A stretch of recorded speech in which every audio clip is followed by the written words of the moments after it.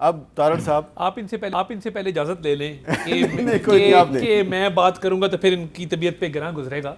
पहली बात तो ये है कि चेयरमैन सेनेट के साथ जो इनकी सेटिंग है बहुत अच्छी सेटिंग है और ऐसी होनी चाहिए। आपकी सेटिंग नहीं है? हमारी है, मैं तो कह रहा हूँ चेयरमैन सेनेट के साथ हमारी अच्छी सेटिंग है, मैं तो डिनाई नहीं करूंगा, ना मैं झूठ बोलूंगा आपके सामने बैठ के। आपकी भी सेटिंग है, उनकी भी है, उनकी भी है। इसका मतलब है बहुत अच्छा चेयरमैन सेनेट है। मसला ये है ना, जिसकी सेटिंग हुकूमत के साथ भी है, अपोजिशन के साथ भी। ये है कि इन्होंने अपने लीडर को इस पे धोखा दिया। इन्होंने कहा कि हम बिल को अपोज करेंगे। अब गैर मुल्की दौरों में नाम डलवाने होते हैं, कमेटियों में नाम डलवाने होते हैं, 100 मरात हैं जो चेयरमैन के दफ्तर से लेनी होती है। अब चेयरमैन का दफ्तर एक अच्छी जगह है, सब लोग आते जाते हैं वहाँ पे। अब क्योंकि लॉबी में जाने का मकसद क्या था, अगर तादाद ज़्यादा थी तो आके बिल को अपोज करते ना, खड़े होते सामने, लीडर को और बात की, वहाँ पे ये छोटी छोटी मरात के लिए बैठ के चेयरमैन सेनेट के कहने पे लॉबी में चले गए, बड़ी अच्छी बात है, मगर इसको तस्लीम करें, इतना हौसला रखें। कल तो पीटीआई, जेयूआई, आपकी पार्टी के इरफान सिद्दीकी साहब सारे के सारे ही वो पुरतशद्दुद इंतहा पसंदी के खात्मे के बिल की मुखालफत कर रहे थे। लेकिन उस पर ऑब्वियसली मुशावरत होनी चाहिए थी। मैं बिल्कुल ये नहीं कहूँगा कि वो मुखालफत उन्होंने गलत की, उनको मुशावरत होनी चाहिए थी। जो बिजनेस एडवाइजरी कमेटी है उसमें मामला डिस्कस होने चाहिए थे, मगर बात सीधी करनी चाहिए। ये कहना हमें पता नहीं लगा, हम लॉबी में बैठे थे। आप किस बात के लॉ मेकर हैं कि आप लॉबी में बैठे रह गए, वहाँ पे बिल भी पास हो गया? आपको तो हाउस में विजिलेंट होकर बैठना चाहिए था ना। आपकी पार्टी ने आपको इसलिए मैंडेट दिया है, इसलिए सेनेट की टिकट दी है कि आप लॉबी में बैठे रहे सारा दिन, जाके करते अपोज वहाँ पे खड़े होके। तो ये देखें ना, बात को तस्लीम करें, गलत बयानी मत करें। कहें कि जी हमारी चेयरमैन सेनेट से बात हुई हुई थी तो हमने कहा था कि हम बिल्कुल चुप कर देंगे। तो इसका मतलब है कि अबड़ो साहब के चेयरमैन सेनेट जो है उन्होंने आपके साथ कोई सेटिंग की हुई थी बकौल इनके कि ये आपने बिल पास करवाना है, इसकी मुखालफत नहीं करनी, और बिल पास हो गया? मीर साहब नौज़बिल्ला, पीडीएम वाले लोग ऐसे बात करते हैं जैसे मतलब कोई इन पे वही नाजल होती है ना। तो वास्तव बात ये है, आप वहाँ जाएं, आप हाउस में आपके बाद रिकॉर्डिंग होगी ना, मिल जाएगी आपको।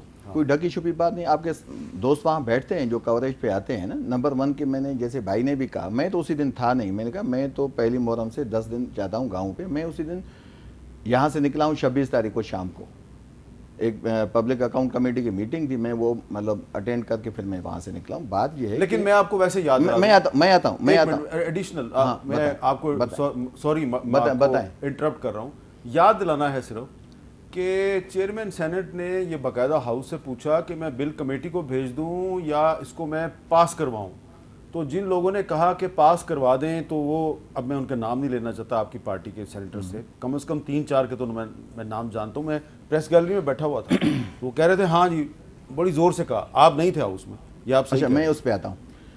पहली बात तो ये है कि हम मेजॉरिटी में थे, जो कह रहे हैं दोस्त ना कि मेजॉरिटी में हम थे, तो वो आपको वीडियो से लग जाएगा कि कितने दोस्त थे, 3 थे, 4 थे, 5 थे। वो मैं उस वक्त था भी नहीं। मैं कल पहुँचा हूँ सुबह सवेरे 9:30 बजे, 10 बजे हमारी लाड़काना से 14 घंटे की ड्राइव होती है। तो वहाँ तो कोई एयरपोर्ट है नहीं कि इस्लामाबाद के लिए। मैं बाय रोड पहुँचा हूँ 9:30 बजे, 10:30 बजे, 12 बजे सेशन था।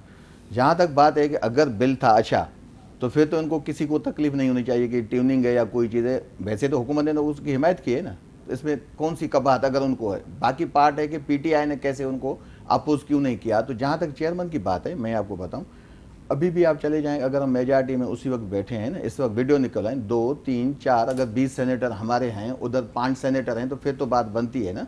तो वो भी हो सकता है, उस पर दोबारा आप प्रोग्राम बुलाएं, सारे दोस्त सेम आ जाते हैं, उस पर डिस्कस कर लेंगे। जहाँ तक बात है कि जी हमने चेयरमैन से बैठ के जो है वो नेगोशिएट किया, भाई चेयरमैन है, आपकी गवर्नमेंट है ना, छोटा छोटा बिल भी आपने नहीं छोड़ा, छोटी छोटी चीज़ें हैं। जब आप आए अदलिया की तजलील करने के लिए, तो जजेस को आपने कोर्टरूम तो छोड़ें, आपने असेंबली में बैठ के गालियाँ दी। आपको ऑब्जेक्शन हुआ एक लोअर कोर्ट की जज पे कि भाई उसको क्यों कहा गया, उस पर आप तो लोग आए, लेकिन जब आप सब ने पार्लियामेंट में खड़े होकर उनकी तजलील की, आपको याद नहीं आया। तो चेयरमैन सेनेट जो है, ये सबको पता है ना, इस वक्त जो पीटीआई के अलावा सब हुकूमत में है, तो क्यों नहीं आप चेयरमैन सेनेट को चेंज करते? आप चेंज करते? इतनी हिम्मत है तो बताए ना। हिम्मत आप लोगों में है नहीं। आप हमें बैठ कर कहते हैं कि हम चेयरमैन से मैनेज हैं। भाई चेयरमैन के वोट हैं 12, जो बाप पार्टी के, टोटल 72 मेंबर्स हैं इस वक्त हुकूमत में, 12 निकालें फिर भी 60 बनते हैं। अगर बाप वाले बोर्ड नहीं दे, आप लाए ना, आपकी इतनी हिम्मत तो चेयरमैन की जो पार्टी है, मैं उस पर बताऊं जो आपने कहा। नंबर 2 बात कि जी हमें लालच होती है कमेटीज़ की, इनकी शायद ये अभी जो है ना, ये मिनिस्टर या एडवाइज़र बने हैं, अभी इनको पता नहीं कि आगे बनते हैं या नहीं बनते, इनको इन्फॉर्मेशन नहीं है।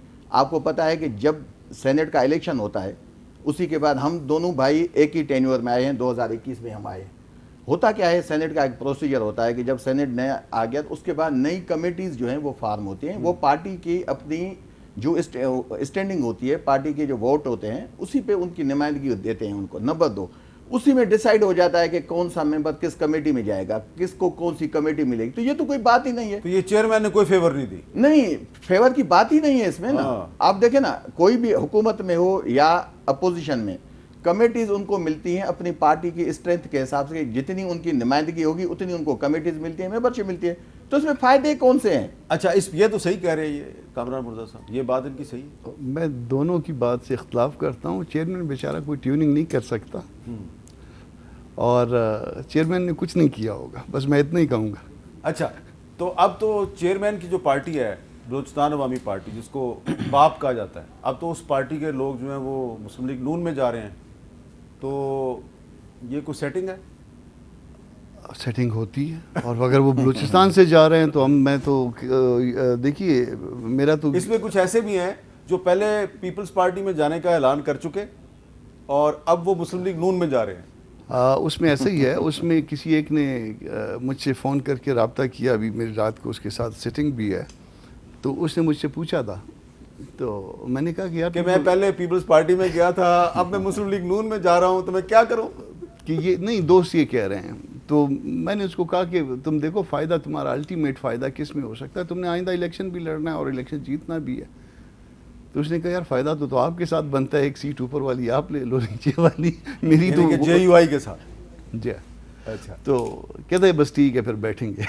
अच्छा, तो वो बहरहाल जा रहे हैं। उनको पहले शायद उनका अंदाज़ा ये था कि एक पार्टी ए मैं नाम लेता हूँ, पार्टी ए जो है उसमें फ़ायदा होगा, कुछ साथी उधर पार्टी ए में चले गए। अच्छा, अब इसमें पार्टी बी के लिए भी जो है इसी तरह से ये यानी कि ये एक मजाक नहीं बन जाएगा कि जो बाप पार्टी के लोग थोड़ा अर्सा पहले पीपल्स पार्टी में जिन्होंने शमूलियत का ऐलान किया, अब दो या अढ़ाई महीने के बाद वो मुस्लिम लीग नून में शमूलियत का ऐलान कर रहे हैं, तो ये इसकी क्या ज़रूरत है आपको? देखिए, एक तो मैंने ख़त देखा पिछले दिनों बाप पार्टी की तरफ से लिखा गया था आसिफ अली जरदारी साहब को, कदूस बुदिंजो साहब ने लिखा, वो ख़त लिखा था। वो उनकी अपनी मर्जी। देखिए, सियासी सफबंदी हमेशा इलेक्शन से पहले होती है। जब गवर्नमेंट घर जा रही हो और नई सियासी सफबंदी हो रही हो तो जोड़ तोड़ सियासत का हिस्सा है। सियासत में दरवाजे और खिड़कियाँ जो हैं वो खुले रखने चाहिए और अच्छी उम्मीद रखनी चाहिए। तो मैं समझता हूँ कि हमने अच्छा सियासी जोड़ तोड़ किया। दरवाजे, खिड़कियाँ और रोशनदान है, रोशनदान भी खुले रखने चाहिए। सियासत है, ताकि इसमें उधर से आना जाना फेंका जा लगा सके, रहता है। किसी को फेंका जा सके उधर।